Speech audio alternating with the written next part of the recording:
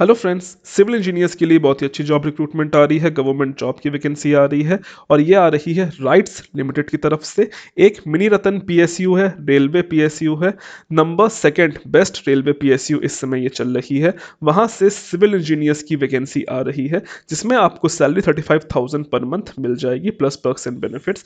All over India से आप apply कर सकते हो। सिविल के लिए 50 पोस्ट है और भी इंजीनियर्स के लिए पोस्ट है, सबके बारे में बात करेंगे। तो डिटेल नोटिफिकेशन के बारे में बात करेंगे। अप्लाई कैसे करना है, सिलेक्शन प्रोसीजर क्या है, एज लिमिट क्या है, कंपनी का प्रोफाइल क्या है, जॉब लोकेशन क्या होने वाली, सबके बारे में बात करेंगे। इसलिए वीडियो को लास्ट तक जरूर देखिएगा। तो दोस्तों, मेरा नाम है AD Singh and I welcome you all on my channel civil engineering destination, a complete solution to be civil engineer. हम रोज सुबह 10 बजे अपने प्राइवेट जॉब अपडेट और रोज शाम को 5 बजे गवर्नमेंट जॉब अपडेट लाते हैं। तो चैनल को सब्सक्राइब कर लीजिए अगर नहीं किया है तो, और बेल आइकन दबा दीजिए ताकि आपको आने वाली हमारी सारी जॉब नोटिफिकेशन मिल जाए। और इसके साथ साथ आप हमें टेलीग्राम पे भी फॉलो कर सकते हैं, लिंक डिस्क्रिप्शन में दिया गया है। दोस्तों, ये हमारी आज की दूसरी वीडियो है। आज की पहली वीडियो में ऑलरेडी बना चुका हूं, जो आ रही है हमारी एक एमएनसी की तरफ से, दैट इज ब्यूरो हैपोल्ट की तरफ से। अगर आपने इसमें अप्लाई नहीं किया तो इसके बाद आप इसमें वीडियो में अप्लाई कर सकते हो इस जॉब के लिए। अब अगर हम बात कर लेते हैं तो ये आ रही है बेसिकली राइट्स की तरफ से। एक बहुत ही अच्छी ऑर्गेनाइजेशन है, पीएसयू है। रेलवे के बहुत सारे प्रोजेक्ट्स हैं। ये डीडीसी है, यानी कि डिज़ाइन कंसल्टेंसी है। ज़्यादातर इनके पास डिज़ाइनिंग का काम है, तो ये अपने ज़्यादातर बहुत अच्छा काम कर रही है। अब इसकी जॉब नोटिफिकेशन के बारे में बात कर लेते हैं। तो ये इसकी ऑफिशियल जॉब नोटिफिकेशन है। सबसे पहले बता देना चाहता हूँ कि ये आपकी कॉन्ट्रैक्चुअल पोस्ट है जिसमें आपका 1 साल का कॉन्ट्रैक्ट रहेगा और इसे फिर आने वाले समय के लिए बढ़ा दिया जाता है। यूजुअली बढ़ा ही दिया जाता है, जल्दी राइट्स वाले कॉन्ट्रैक्ट को ख़त्म नहीं करते हैं, जहाँ तक मैं इनको पर्सनली जानता हूँ। अब अगर थोड़ी और बात कर लेते हैं तो ये फ्रेशर्स के लिए नहीं है, ना ये फाइनल ईयर वालों के लिए है। इसमें सिर्फ और सिर्फ एक्सपीरियंस्ड वाले ही अप्लाई कर सकते हैं। मिनिमम 2 इयर्स एक्सपीरियंस मांगा गया है। अगर एक्सपीरियंस है तो वेल एंड गुड, अगर कहीं से अरेंज कर सकते हैं एक्सपीरियंस अपने लिए तब भी आप इसमें अप्लाई कर सकते हो। सिलेक्शन प्रोसीजर इसका रिटन एग्जाम होना है, तो इतना मैटर नहीं करता है, बस आपके पास डॉक्यूमेंट होने चाहिए। अब अगर नंबर ऑफ पोस्ट की बात कर लें तो सिविल इंजीनियर यानी कि इंजीनियर सिविल के लिए टोटल पोस्ट 50 हैं, जिसमें जनरल के लिए 22, ईडब्ल्यूएस के लिए 5, ओबीसी के लिए 10, एससी के लिए 9 और एसटी के लिए 4 पोस्टें हैं। इलेक्ट्रिकल वालों के लिए कुल मिला के 30 पोस्टें हैं और मैकेनिकल वालों के लिए कुल मिला के 90 पोस्टें हैं। सबका कोड याद रखिएगा, फॉर्म भरते समय सबका कोड आपको लिखना पड़ेगा। तो सिविल वालों का जो कोड है वो 14/20 है और वहीं इलेक्ट्रिकल वालों का 15/20, मैकेनिकल वालों का 16/20 है। तो कोड याद रखिएगा। एज लिमिट 40 ईयर्स रखी गई है एज ऑन 1/11/2020। तो 1 नवंबर 2020 तक आपकी एज 40 साल से कम होनी चाहिए। अगर आपके पास रिलैक्स रिजर्वेशन है तो आपको एज पर गवर्नमेंट नॉर्म्स एज रिलैक्सेशन मिल जाएगा। क्वालिफिकेशंस की बात कर लें तो इसमें सिर्फ बीई बीटेक वाले अप्लाई कर सकते हैं। डिप्लोमा इसमें एलिजिबल नहीं है, इस बात का ध्यान रखिएगा। अगर आप डिप्लोमा प्लस बीटेक हो तब आप ज़रूर इसमें अप्लाई कर सकते हो, अगर सिर्फ डिप्लोमा हो तो आप इसमें अप्लाई नहीं कर सकते हो। और मैं ये सिविल की ही नहीं, मैकेनिकल और इलेक्ट्रिकल तीनों की बात कर रहा हूँ। तीनों में ही इनको सिर्फ बीई बीटेक वाले चाहिए। उसके साथ साथ 2 साल का एक्सपीरियंस चाहिए। एक्सपीरियंस किस में चाहिए? तो बेसिकली एक्सपीरियंस इनको चाहिए कंस्ट्रक्शन में। अगर आपके पास कंस्ट्रक्शन सुपरवाइजर में 2 साल का एक्सपीरियंस है तो आपको यहाँ पे प्रेफरेंस दी जाएगी और आप इस पोस्ट के लिए अप्लाई कर सकते हो। मार्क्स की बात कर लें तो आपकी फर्स्ट क्लास डिग्री होनी चाहिए, फर्स्ट डिवीज़न होना चाहिए और उसके साथ साथ 60% मार्क्स होने चाहिए जनरल वालों के लिए। अगर आप SC ST हो तो आपके लिए 50% मार्क्स रखे गए हैं। और सिलेक्शन प्रोसीजर की अब थोड़ी बात कर लेते हैं। तो बेसिकली इनका सिलेक्शन प्रोसीजर 3 स्टेजेस में होता है। पहला है आपको एक्सपीरियंस के अकॉर्डिंग शॉर्टलिस्ट किया जाएगा। ये आप जैसे ही फॉर्म भर के अप्लाई कर देते हो तुरंत ये काम हो जाता है, तो इसमें आपको कुछ नहीं करना है।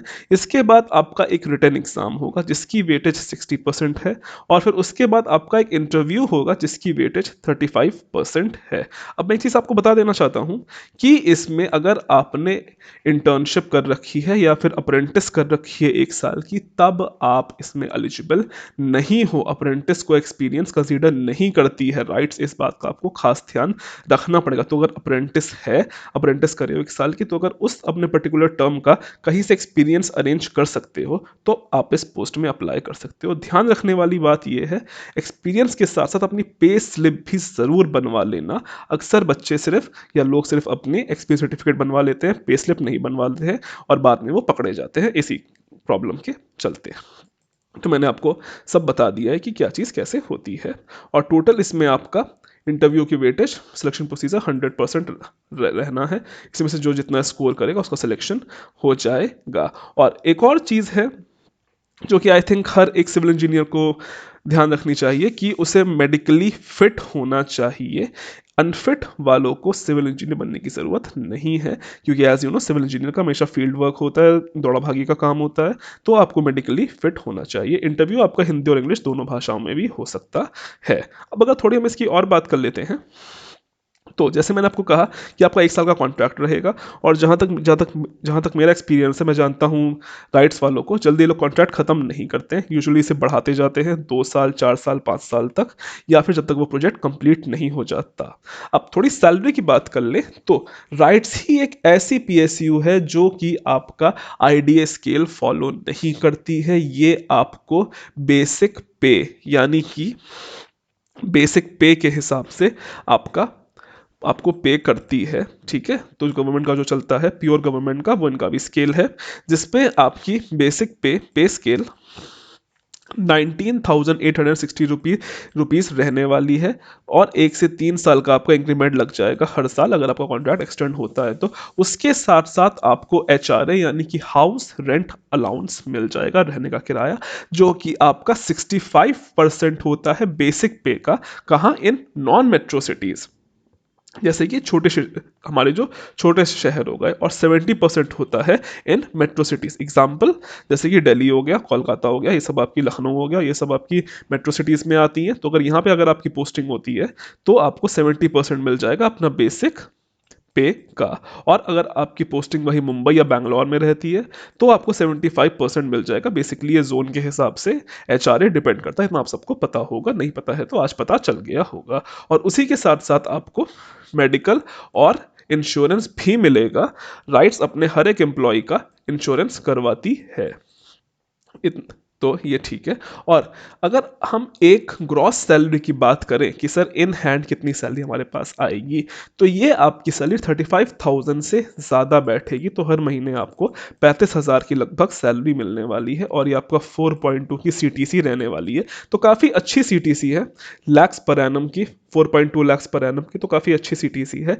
अगर हम फीस की बात कर लें तो अगेन इसकी फीस जनरल वालों के लिए 600 रुपये रखी गई है प्लस टैक्सेस, और उसके साथ साथ एसटी एससी वालों के लिए 300 रुपये रखी गई है प्लस टैक्सेस। ये आपकी फीस का पेमेंट ऑनलाइन होना, कोई तरह का ऑफलाइन फॉर्म नहीं जाएगा, और ये एक ऑनलाइन फॉर्म है। अप्लाई कैसे करना है? तो बेसिकली इसकी ऑफिशियल वेबसाइट जाके इनको अप्लाई करना है। मैं अभी दिखा भी दूंगा कि कैसे अप्लाई करना है, ठीक है, उसकी टेंशन मत लीजिए। और अप्लाई करते समय आपके पास ये चीज़ें होनी चाहिए, आपकी 2 recent passport size photograph, high school inter की मार्कशीट, एकेडमिक सर्टिफिकेट्स जो भी हैं, हाई स्कूल इंटर डिप्लोमा के, एससी एसटी का अगर कैटेगरी वाले हैं तो वैलिड आईडी प्रूफ, और अपना एक्सपीरियंस सर्टिफिकेट। और उसके साथ साथ आपको अपनी पे स्लिप भी इसमें अपलोड करनी होती है, तो पे स्लिप भी बनवा लीजिएगा। अगर प्रोफेशनल्स और नॉन प्रोफेशनल्स हर कोई अपनी पे स्लिप बनवा ले। अदर डॉक्यूमेंट कुछ अगर अपलोड करना चाहते हो तो। अब अगर हम थोड़ी इसकी और बात कर लेते हैं, तो इसमें आपका रिटन टेस्ट होगा। रिटन टेस्ट का आपको लोकेशन 6 जगह दी गई हैं। इन 6 शहरों में ही आपका कोई एक सेंटर पे एग्ज़ाम हो जाएगा, जो कि है दिल्ली, कोलकाता, चेन्नई, मुंबई, हैदराबाद, नागपुर। तो बेसिकली आपका इन सिटीज़ में एग्जामिनेशन सेंटर जाना है। अगर आप इन सिटी से थोड़ा दूर रहते हो तो ऑफ कोर्स आपको ट्रैवल करना पड़ जाएगा। और जो इनका जो इंटरव्यू होगा या फिर जो डॉक्यूमेंट वेरिफिकेशन होगा वो इनके हेड ऑफिस में होगा, और उसका आपको बहुत ही जल्दी बता दिया जाएगा अगर आप इनका रिटन टेस्ट क्रैक कर लेते हो तो। अब सिलेबस की बात कर लेते हैं, तो एज सच राइट्स का लेवल एसएससी जेई के लेवल का रहता है, और नेगेटिव मार्किंग भी इनके यहाँ होती है, तो इस बात का थोड़ा ध्यान रखिएगा। और टेक और नॉन टेक दोनों ही आता है। ऑल्दो पूरे नोटिफिकेशन पे कहीं भी इन्होंने सिलेबस का जिक्र नहीं किया है कि क्या क्या सिलेबस में आना है, लेकिन मैं अपने पर्सनल एक्सपीरियंस से बता रहा हूँ कि हाँ ये इनके इनके एग्जाम में आता है। और CBT होगा, ठीक है, ऑब्जेक्टिव टाइप क्वेश्चन इनका पेपर आने वाला है। तो सब्जेक्टिव मैंने आपको बता दिया है सिलेबस क्या होने वाला है। और उसी के साथ मैं बता देना चाहता हूँ कि अप्रेंटिस या इंटर्नशिप वाले इसमें एलिजिबल नहीं है। और इसकी लास्ट डेट जो है, लास्ट डेट 26/11/2020 रखी गई है। तो 26/11/2020 से पहले इसमें आपको अप्लाई कर देना है। एग्जाम कब होगा वो आपको बहुत ही जल्द पता चल जाएगा। तो ये तो फॉर्म हो गया।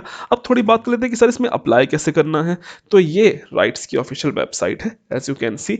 यहाँ पे जब आप करियर ऑप्शन में जाओगे तो करियर पे देखो वैकेंसी है, नीचे ऑनलाइन रजिस्ट्रेशन लिखा हुआ है। तो यहाँ पे आपको सेलेक्ट कर देना है। जैसे आप इसको सेलेक्ट करोगे आपके सामने ये फॉर्म खुल के आ जाएगा। ये खुल के आ जाएगा। यहाँ पे आप जिस पोस्ट के लिए भी भरना चाहते हो, फॉर एग्जांपल मैं इंजीनियर सिविल के लिए भरना चाहता हूँ, मैं इसको सिलेक्ट कर लूँगा। सेलेक्ट करूँगा तो पोस्ट अप्लाइड कोड लिख के आ जाएगा। जैसे मैंने आपसे कहा था सिविल का पोस्ट है, सिविल का कोड है 14/20। इसको सेलेक्ट कर लीजिएगा और नीचे आप अपना नेम, हस्बैंड नेम या फादर्स नेम जो भी है, जेंडर मेल फीमेल जो भी हर कोई अप्लाई कर सकता है, और फिर आपको यहाँ पे सबमिट कर देना है। इसके बाद आपका एक OTP आएगा मेल पे और फ़ोन नंबर पे। आपको जब वो डालेंगे आपका मेन फॉर्म खुल जाना है। बहुत ही आसान फॉर्म है, कुछ ऐसा एज सच कॉम्प्लिकेटेड फॉर्म नहीं है। आपको यहाँ तक बात ऑलरेडी समझ में आ गई होगी। आई होप इस फॉर्म से रिलेटेड मैंने आपकी हर एक प्रॉब्लम, हर एक डाउट, हर एक क्वायरी कंप्लीट कर दी है, पूरी कर दी। फिर भी अगर कुछ छूट जाती है या कुछ रह जाती है तो मुझे कमेंट कर दीजिएगा, मैं उसका रिप्लाई कर दूंगा। सो आज के लिए, अभी के लिए इतना ही। Thank you and God bless all of you.